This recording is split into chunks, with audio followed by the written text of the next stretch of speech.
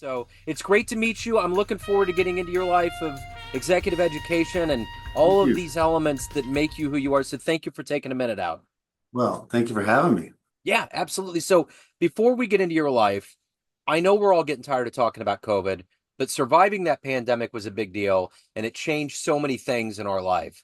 How did you survive the pandemic and how has it ultimately changed the way that you do things now? So professionally, mostly in terms of exec ed, or Well, the Venn diagram can kind of bleed into itself, so to speak. So it's kind of a holistic thing. yeah. I mean, really, I think so. I think personally, I'll go personally and professionally. I mean, obviously the immediate impact, heading home, and the dynamic of the workforce changing, dramatically, and for me, the ability and the need to have flexibility, right? I think it's become a hybrid workforce. It's become the high need for flexibility has been documented ever since hybrid, and so. That's the number one need of people today, and for me too, is flexibility, the ability to be where you need to be when you need to be, and not tied down somewhere. COVID started that, and I don't think we're going to pull back from that, even though people think they can mandate or ask people to be in the office. It's just not working. There's much more documentation that people are more productive when you give them that kind of latitude. And I know that's true for me. So professionally, just like everyone else, especially in exec ed, we had to pivot online. And that was a challenge. One I think that we met very well, because you know, engaging people online is not easy. It's not a given you're going to do that well. And we had to we had to invest in technology, really good technology immediately, make sure that we were doing a good job. We had to upskill our faculty, and our program managers how to use technology effectively, Zoom in particular, right? And make sure that we can keep our clients. We fell off the cliff in that fourth quarter, $1.5 million gone, evaporated. And the first quarter was tough, as well as we convinced our clients that, we could deliver online. And somehow in those next three quarters, we were able to meet the previous year's revenue because of our ability to deliver online. In fact, one of our clients, over the following year, even as people were returning, um, they justified sending more people to the program online versus and using their travel budget Yeah. uh, to send more people online versus coming back in person. So that's how good a job we were doing online. So using technology and delivering online and knowing how to do that has become critical in now being flexible. Like, what format do you want it in, client? Hybrid, blended, online, asynchronous, synchronous? You tell me, we'll do it. So let me ask you this as kind of a leader in executive education. If I was to put you in front of a bunch of third graders at career day, one of the kids was curious and said, "Hey, what do you do for a living?" How do you Mhm. answer them? I would say that, you know, today you're here, learning in school. Um, I would work with your mom and dad to help them continue to learn in their job and in their profession. They too need to continue to learn to be better at the work that they do, in their profession. And so I'm a teacher for adults. So, what did you want to be in the third grade? What was your dream to grow up and become? Astronaut. Okay. So, take me back to the beginnings of your life, where you were born and raised. What were the seeds of education, being a leader in executive education? How did all of these kind of get harvested and planted into you to grow into who you are today? Yeah, so I'm a first generation, Italian American. Parents are born and married in Italy. They immigrated here. My mom and her sister came to Cleveland, Ohio in 1956, um, when Cleveland was the sixth largest city in the country, believe it or not. It's been downhill ever since. But they were a robust economy at the time, and my mom and sister and my aunt came to work in the sewing factories. The economy in Italy was not good. My parents had a fourth grade education. My dad's side, they had a business, actually a pasta factory in town, so they were a little more well off. But yeah, I come from, parents come from a small hometown, central Italy, and but they immigrated here for, brighter economic future, like most have, the economic dream, and you've probably heard that message from others. We want you to get an education. We want you to improve your life, do better. And so they made those sacrifices. And I was the first one to get a college education and then a master's and then a doctorate in my family. And so, education, they emphasized that education is going to be important in my life, and I took to it. I definitely have a personality that loves to learn, that does well, academically and from a study standpoint. So school, in a way, was actually somewhat easy for me, and so I took to it very well, and very curious about a lot of different things. I have a broad curiosity about people, about society and life, and so when I got to college, that's really where the path set. I went to a Jesuit university in Cleveland, Ohio, John Carroll University, and the Jesuits are known as premier educators. They've been around almost 500 years now. Yeah. Long-standing institution, some of the best educators in the world. And originally I went to think I was going to study accounting, had the bookkeeping award, had tested out of calculus, going in with credit to my freshman year. And by the end of my freshman year, I said, "No, I don't want accounting. I want to explore a broader study of people and life and things." And I set a path toward humanities. My driving question became, what does it mean to be human in the world today? And that became my driving question for every course I took in psychology and philosophy and religion and literature, exploring what did it mean to be human in the world today. And ultimately, that led to me wanting to be an educator like the Jesuits.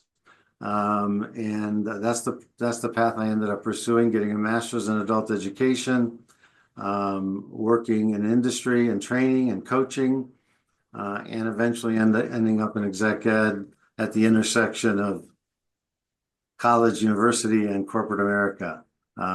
So I've always worked with working professionals. I love helping them work more effectively with people, and upskilling working professionals. I definitely understand your background. My great grandparents came from Italy, and my dad, I used to go to work with him when I was a kid, and he was a car salesman. Ah, And he was always so good at it. I mean, he was just mm, like the ultimate like wordsmith and could just get things going. He was magic.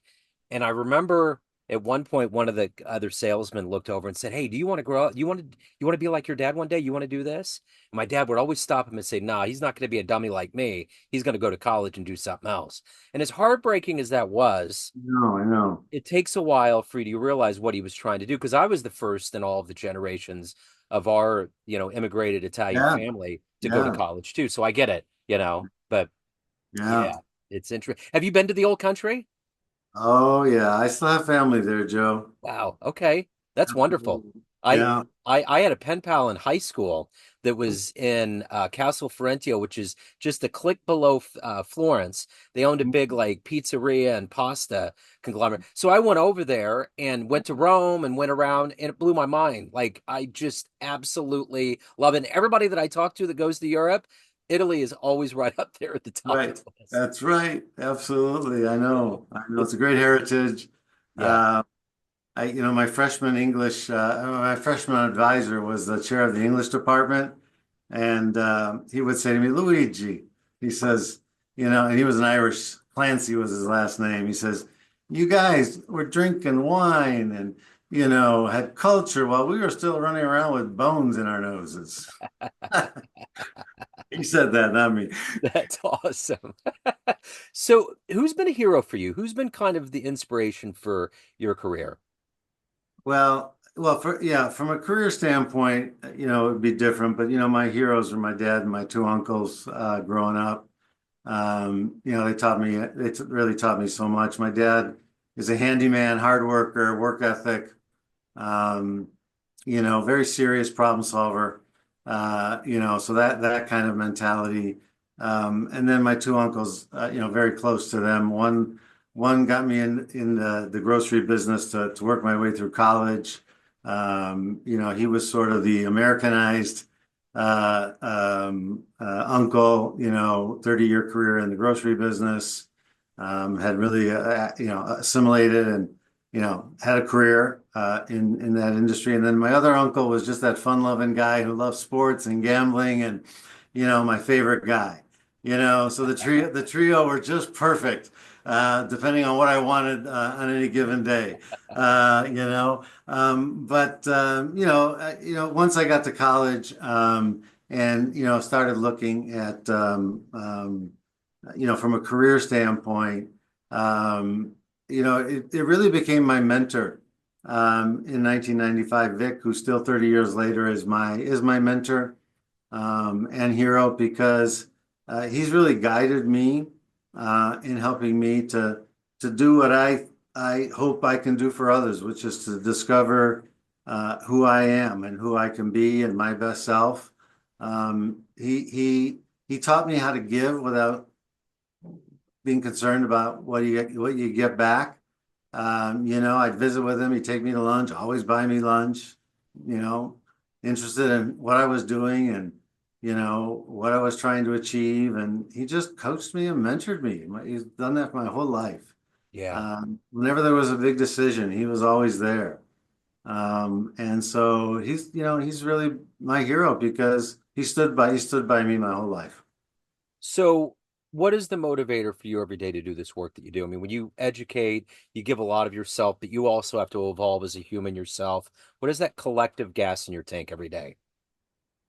Yeah, it's making a difference in people's lives. When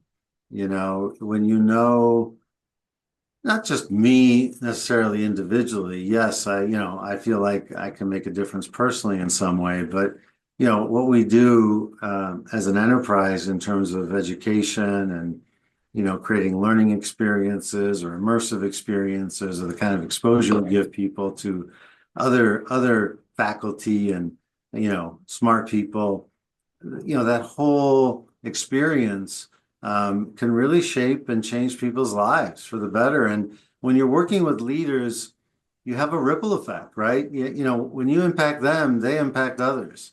And so to know that, it's just not one person you're impacting, but, many people that you end up impacting. And then, you hear that from the stories that they tell you, or, when you meet their spouse and they say, "What'd you do to this guy? What happened?" The testimonials are amazing.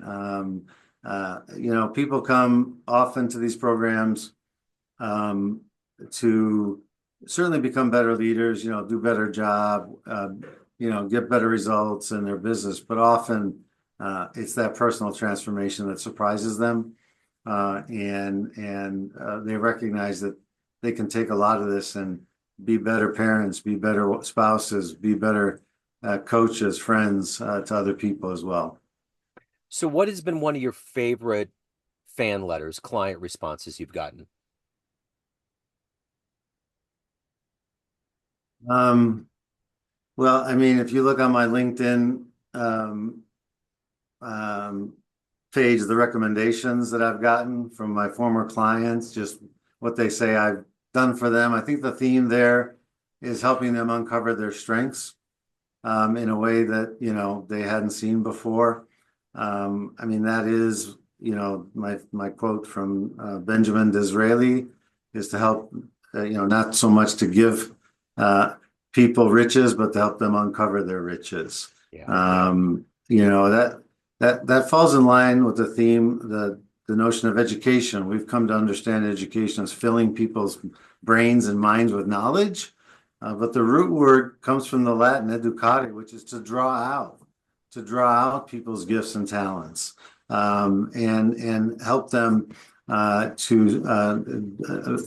capitalize and to strengthen those talents and abilities they have. And that's what I love doing. I love helping people discover their strengths. And I think you'll see a number of those people who share, have shared their stories with me of how I've done that, particularly when I was doing career coaching, and when I do executive coaching.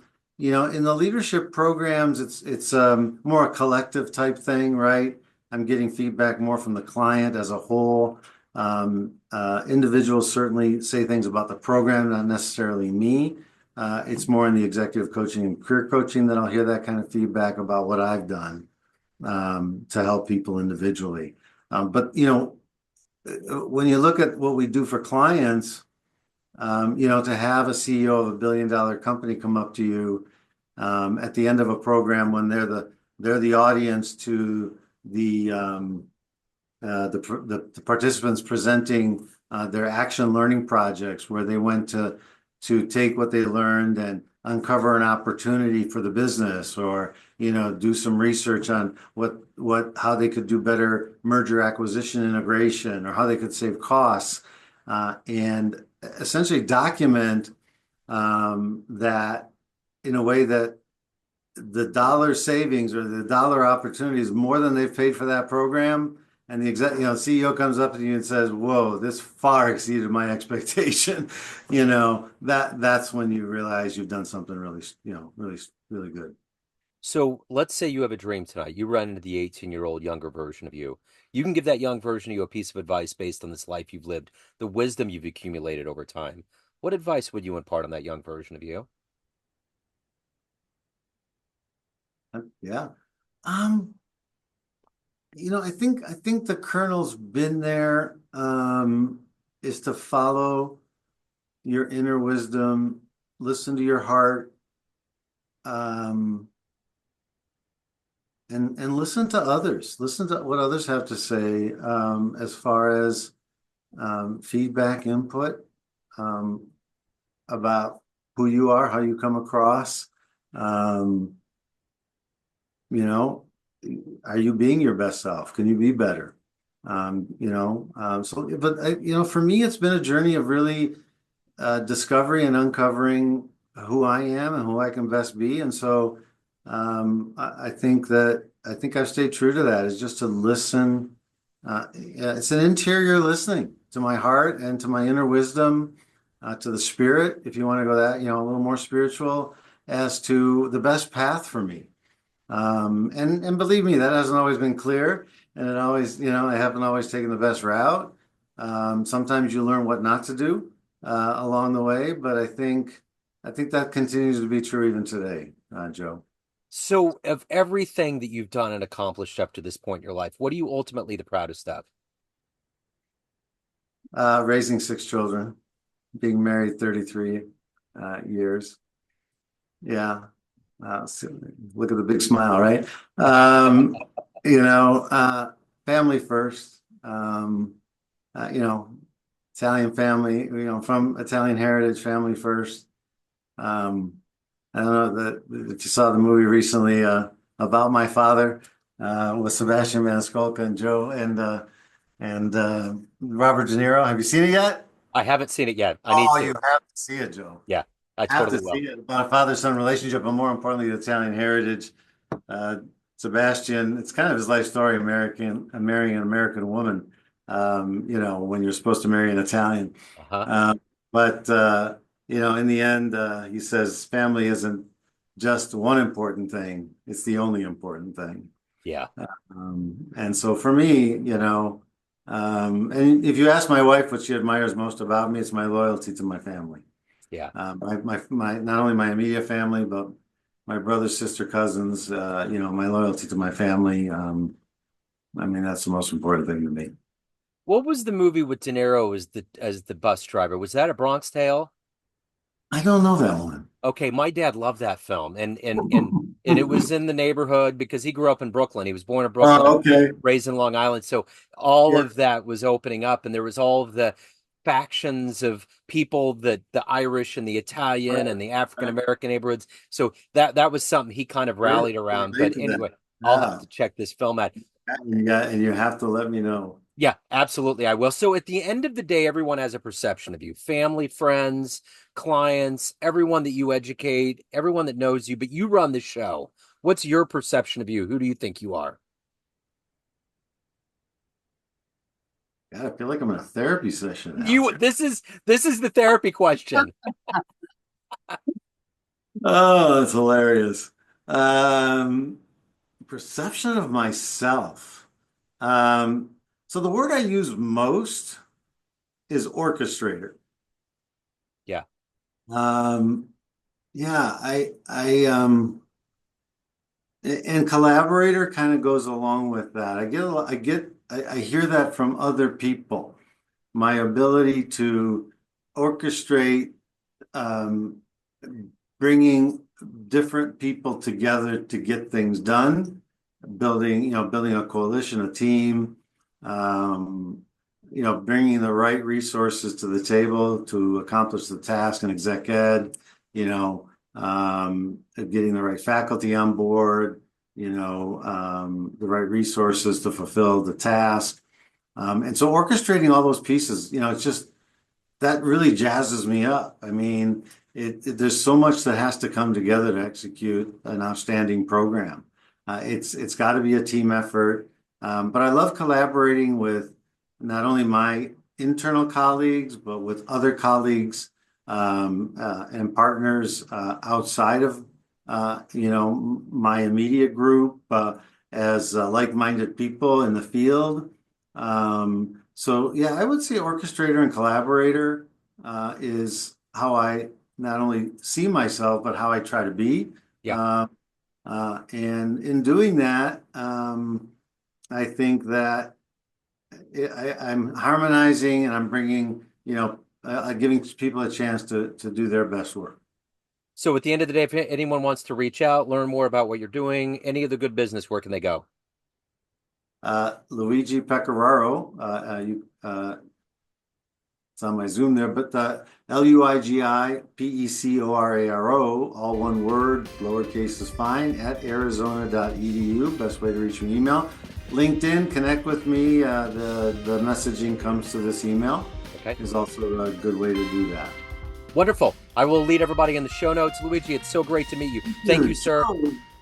Wonderful. Very different set of questions. Love the conversation. Me too. And let's keep in touch. Yes, sir. Sounds great. Take care.